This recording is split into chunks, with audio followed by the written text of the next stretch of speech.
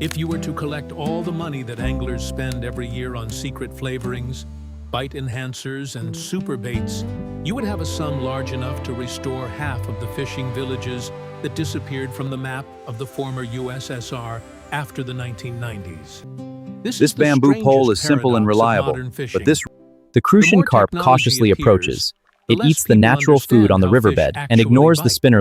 Today, they sell you a jar with the scent of shrimp for the price of a bucket of crucian carp. Yet 100 years ago, fish were caught by the bagful without any chemistry. And it wasn't just that there were more fish, it was that people understood the water.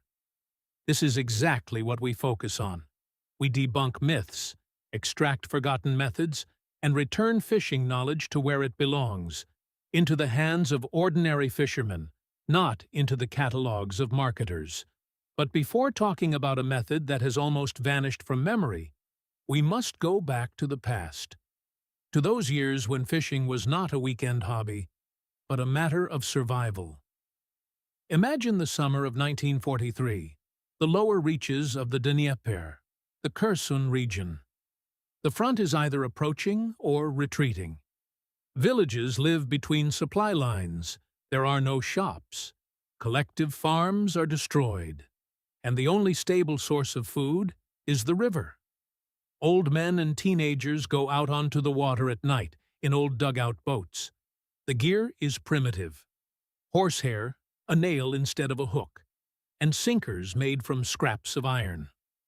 But in the morning, the boats return to the village filled with bream, silver bream, pike perch, and catfish.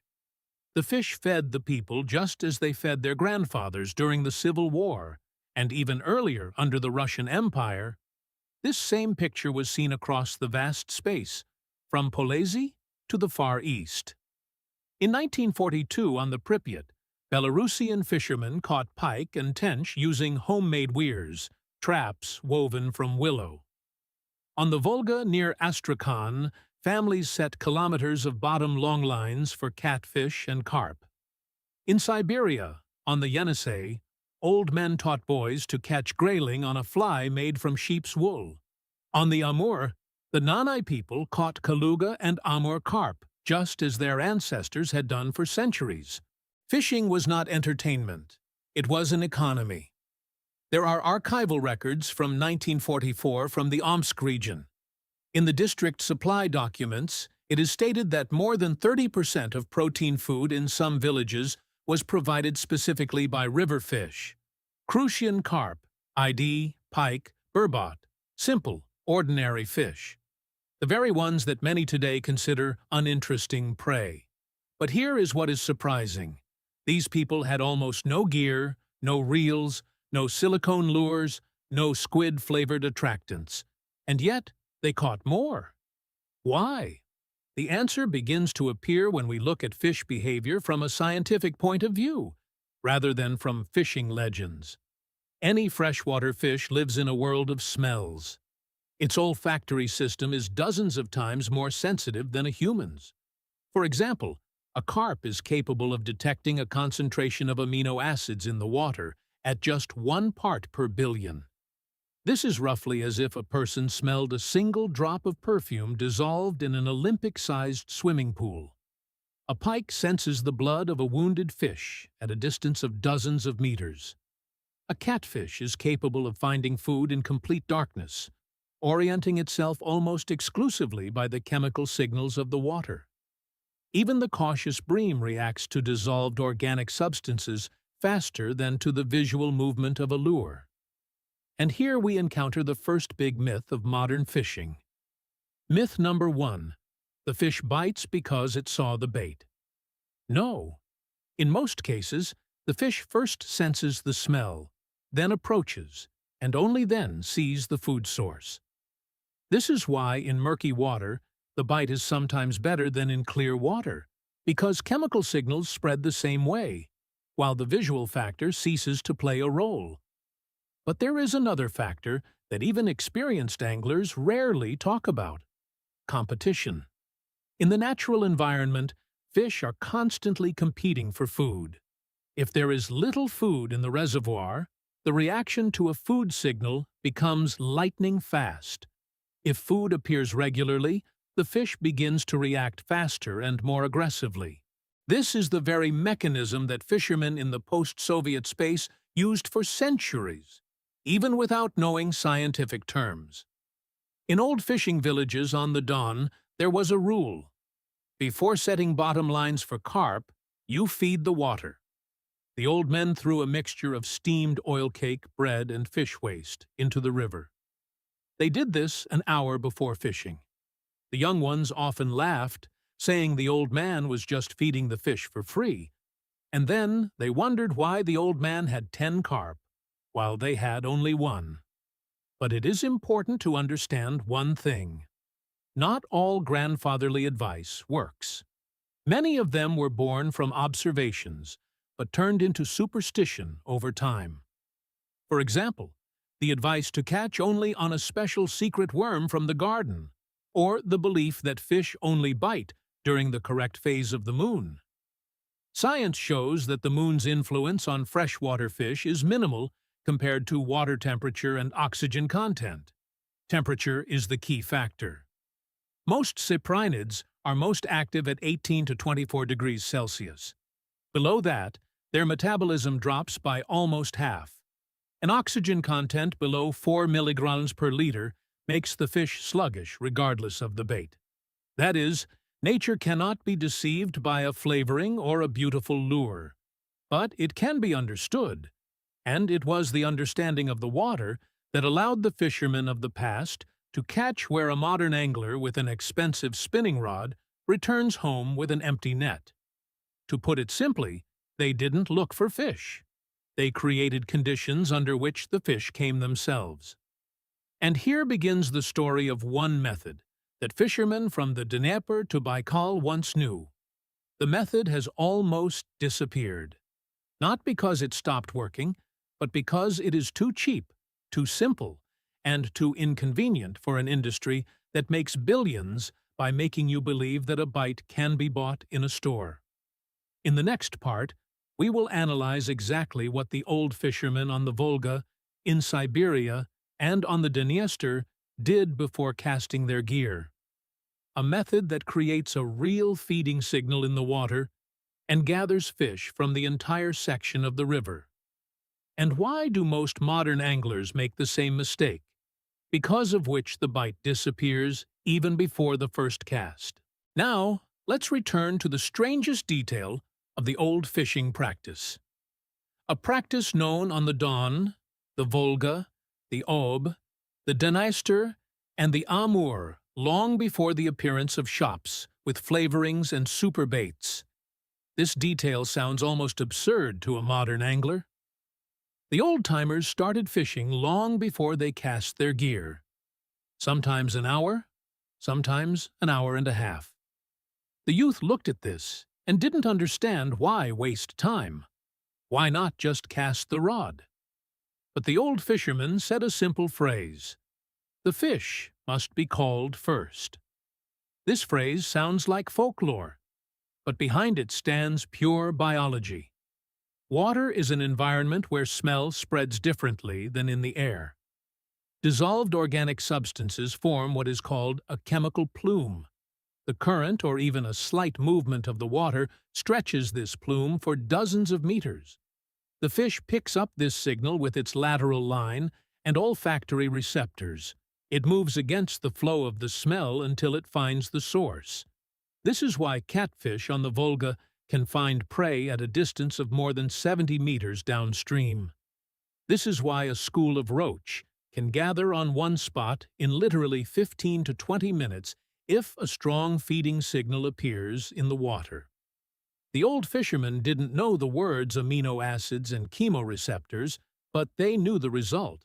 For example, on the lower Volga in the 1950s, before catching carp, they often used a mixture they called kishlyak.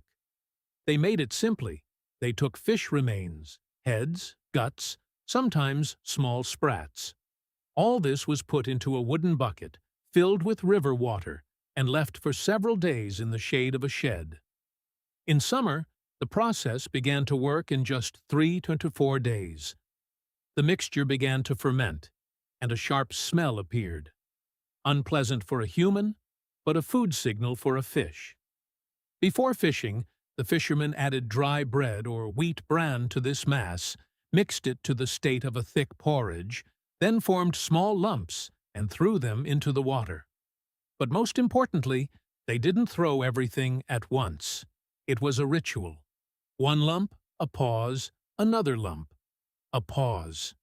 From a scientific point of view, this creates a stable chemical corridor. Fish located downstream begin to move up the smell. After 30 to 40 minutes, several types of fish are already present in the bait zone.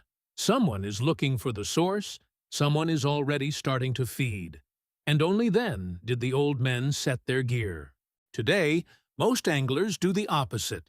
They arrive at the reservoir, cast after 3 minutes, a second cast after 10 minutes, a change of spot after half an hour, and a complaint after an hour that there are no fish. But the fish were there. They just didn't know they were expected here. In the Soviet years, this principle was applied not only on the Volga. In Siberia, on the Irtysh, fishermen used a similar method for catching bream. There, boiled pearl barley and crushed sunflower oil cake were added to the bait. Sometimes a little river clay was added so that the ball would slowly disintegrate on the bottom. Why is this important?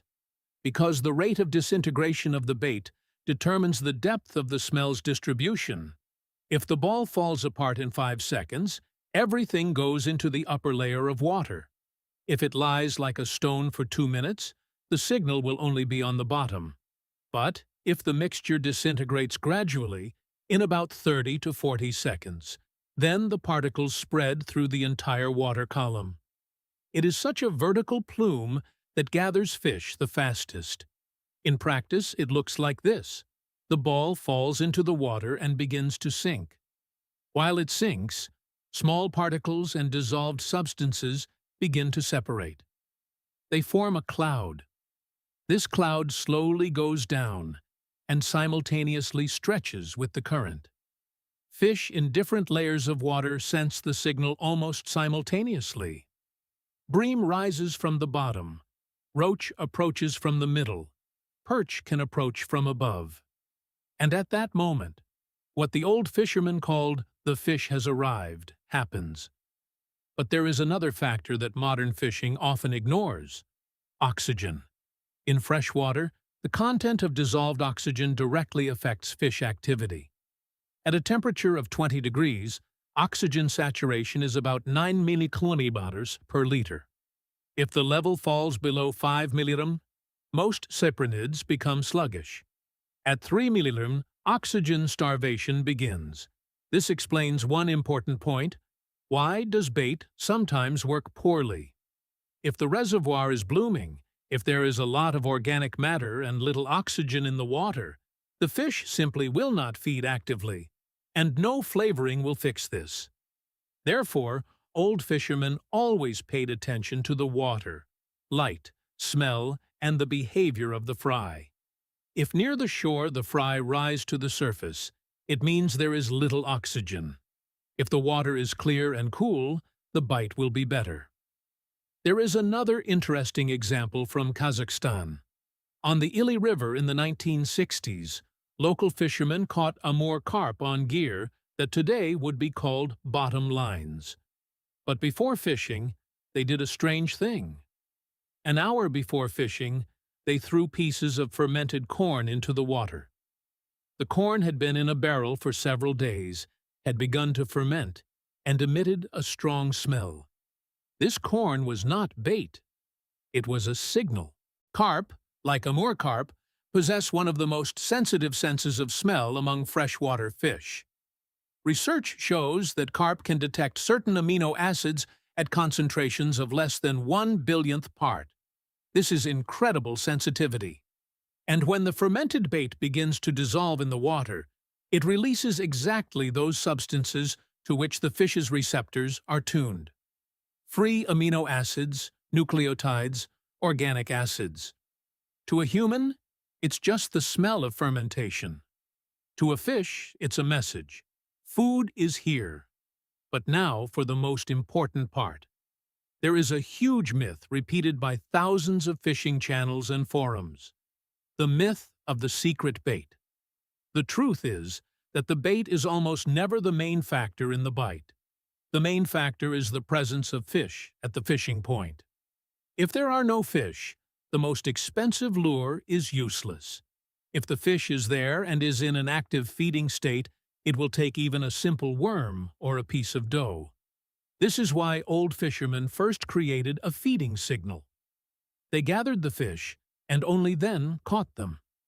This is a principle that today is called chumming, or a bait point. But in traditional fishing, it was much more precise and patient.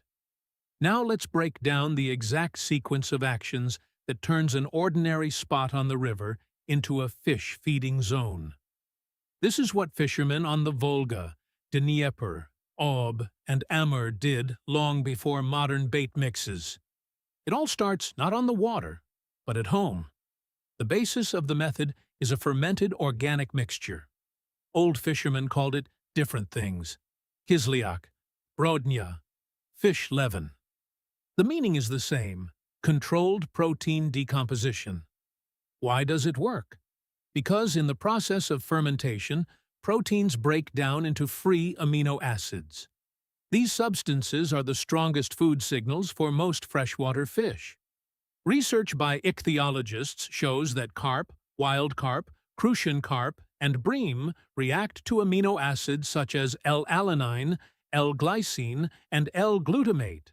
Even a minimal concentration of these substances in the water triggers feeding behavior. The fish begins to actively search for the source of the signal. This is why fermented bait often works better than any store-bought mix. How to prepare it? Take any fish remains: heads, backbones, trimmings.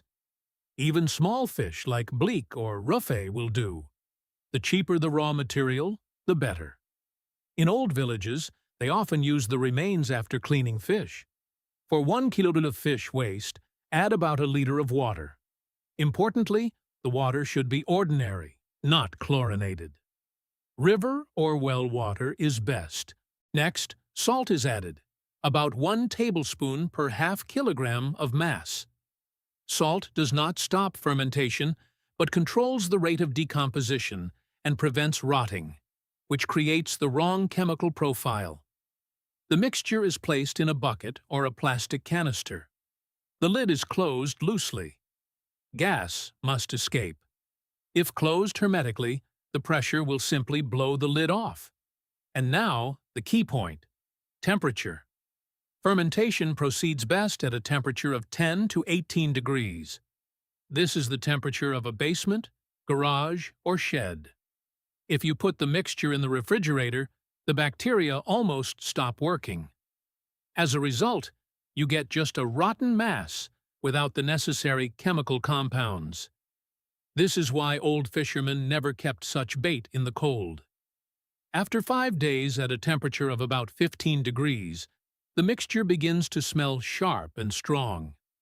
Unpleasant for a human, but for a fish, it is a food signal. This is the base. But the liquid fermented mass itself is not suitable for baiting. It needs to be turned into a carrier. For this, a so-called dispersion matrix is used. Simply put, a dry base that absorbs the liquid and slowly disintegrates in the water.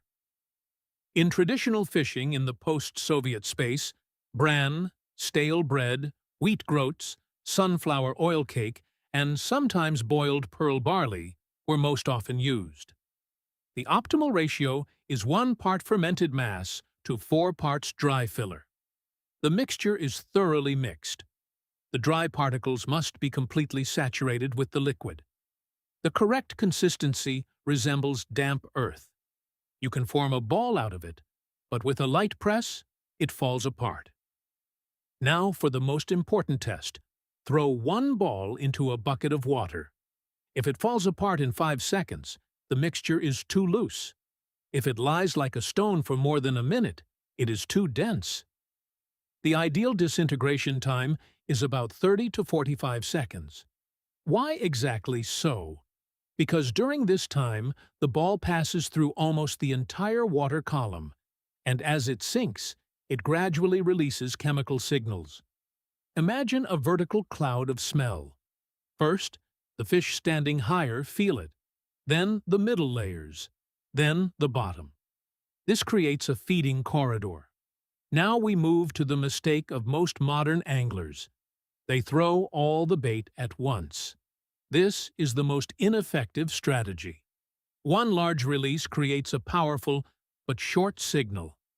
After a few minutes, the smell dissipates, and the fish loses its orientation. Old fishermen did it differently. They created a series of signals. One ball of bait, about the size of a chicken egg, then a pause of 8 to 10 minutes, then the next ball. 4 such deliveries in a row. This takes about 35 to 40 minutes, and only after that is the gear lowered into the water. Yes, it seems long, especially to a modern angler used to acting quickly. But it is during these 40 minutes that the main thing happens. The fish begins to approach. First, small roach and bleak, then medium fish like silver bream and crucian carp. Sometimes a predator like perch or pike perch appears after them. The water literally comes alive. And when the gear finally ends up at the point, it falls not into an empty space, but into an already formed feeding zone. Now about the placement of the gear. If you are fishing on a river, the bait is thrown slightly upstream, about 2 to 3 meters. The gear is placed lower. Why? Because the fish moves against the flow of the smell. Moving upstream, it encounters the bait before it reaches the bait point. This is an old technique used on the Dniester when catching bream and nays. If fishing occurs in still water, a lake, pond, or oxbow, the bait is placed directly at the fishing point. But the delivery must be regular. Every 10 to 12 minutes, one small ball. This maintains the chemical signal. Now about the types of fish. Crucian carp and carp react to such baits practically all year round, especially when the water temperature is above 16 degrees. Bream prefers a soft bottom and a weak current. It approaches the bait especially actively at dawn and before sunset. Perch and pike perch can react to the presence of small fish in the bait zone. Catfish is a separate story. Fermented bait can attract it from a very long distance, especially at night. And now it becomes clear why this method was once so widespread. It is cheap, it is based on biology, and it works. But over time, it began to be forgotten. Not because it stopped giving results, but because the culture of fishing changed. Fishing became a commodity. Magazines, advertising, and sponsors appeared, and gradually simple methods gave way to an endless race for new lures. To understand why this shift occurred after the 1960s, we must see how fishing turned into an industry of leisure. In the USSR, fishing culture remained practical for a long time. In villages on the Oka, Vyatka, Don, and Kama, people continued to use old baiting methods. In the archives of fishing clubs from the late 1960s, one can find records of baiting a point.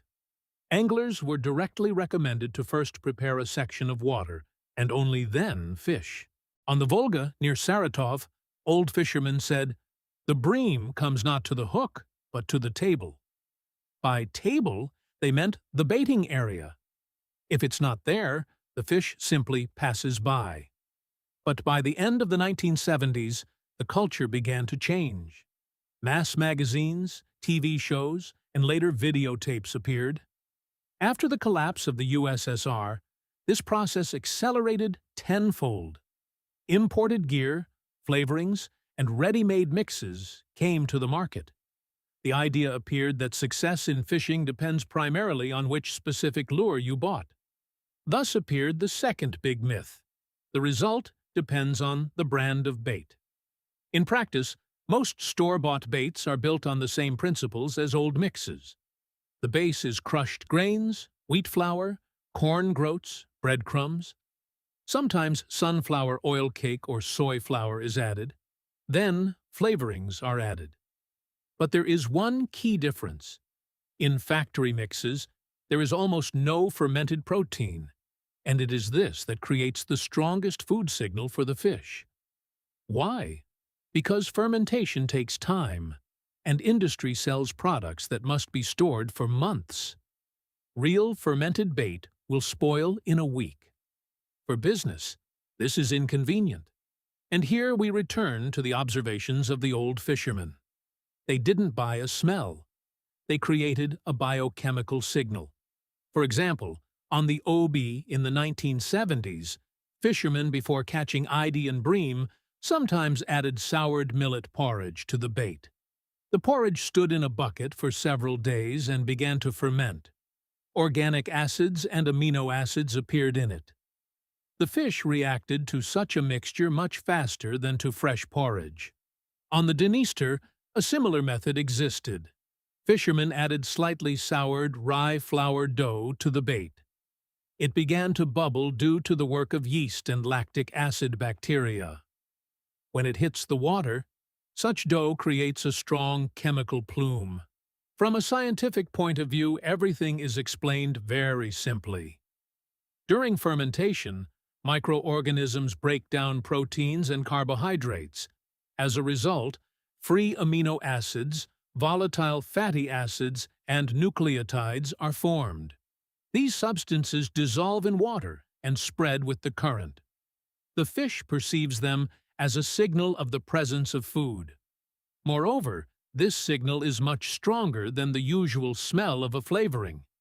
A flavoring may smell bright to a human, but its molecules are not always recognized by the fish's receptors. But protein breakdown products are exactly what its sensory system is evolutionarily tuned to.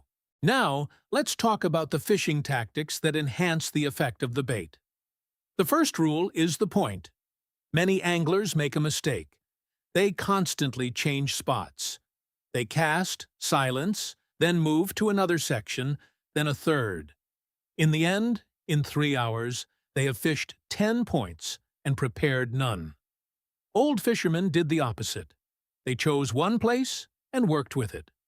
How to choose a point?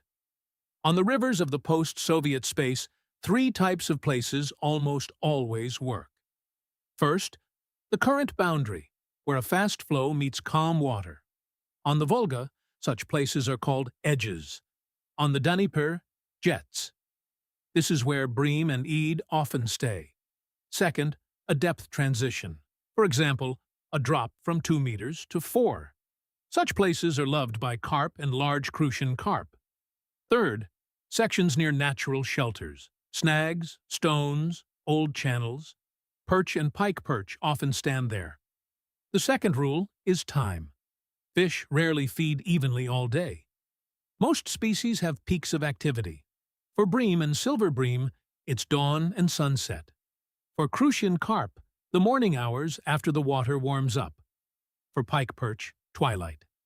Water temperature plays a huge role.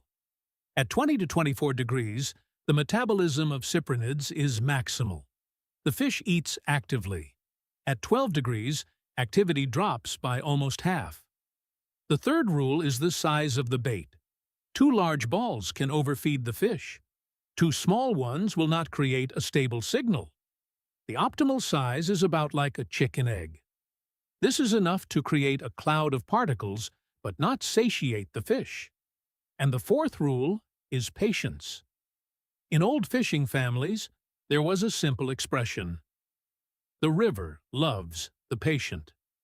Fish do not appear instantly. Sometimes they need time to approach from a distance of dozens of meters. And here, many modern anglers lose to the old ones, because patience cannot be bought in a store. But if you create the right feeding signal, maintain it, and give the water time to do its work, the probability of a bite increases many times over. Fishing was never just a matter of gear.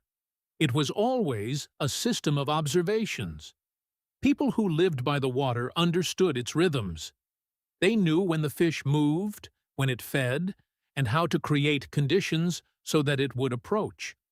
The modern world loves quick solutions. Buy a new lure. Buy a new flavoring. Buy another box of gear.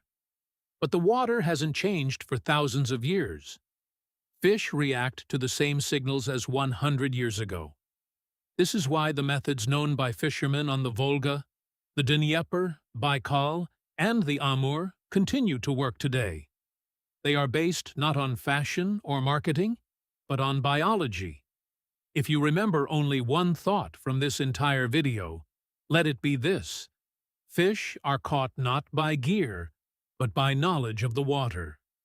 Respect the water, respect the fish, and it will surely answer you with a bite. If this story has changed the way you look at the ancient secrets of the river, please subscribe to our channel and like this video. We are excavating the history and techniques that time tried to bury. Plant the seeds of your future success on the water. The next treasure of knowledge will be revealed soon.